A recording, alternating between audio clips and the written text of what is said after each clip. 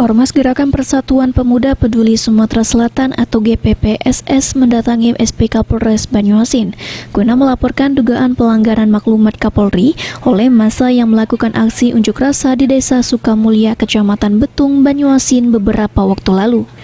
Ormas GPPSS menilai koordinator UNRAS bertanggung jawab atas dugaan pelanggaran tersebut.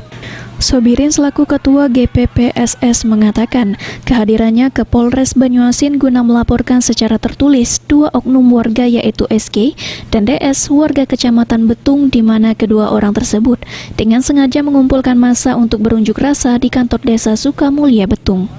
SG dan DS merupakan koordinator atau pihak penggalangan massa dalam melakukan unjuk rasa. Dengan demikian, kedua oknum ini diduga mengabaikan atau melanggar maklumat Kapolri tentang dilarang keras melakukan pengumpulan massa dan melebihi batas social distancing dan physical distancing. Polres ini kita melaporkan dua dugaan apa, Pak? Yang pertama, tujuan kita pada hari ini ada dua dugaan pelanggaran, ya.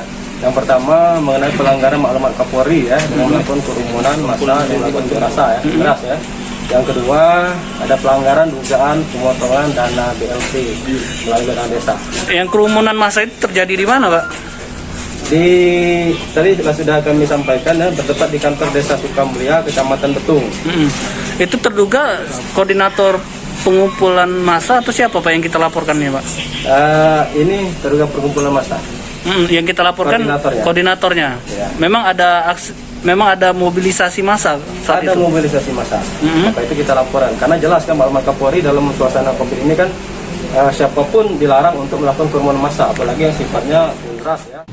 Diduga terlapor melakukan pelanggaran maklumat Kapolri tahun 2020 tentang melakukan demonstrasi dan membuat kerumunan massa di tengah Kabupaten Banyuasin yang masih dilanda pandemi COVID-19, tegas aktivis muda ini. Pelanggaran maklumat sendiri diancam hukuman kurungan 1 tahun 4 bulan. Dengan itu pihaknya meminta Polres Banyuasin untuk melakukan tindakan tegas. Sulaiman, PAL TV.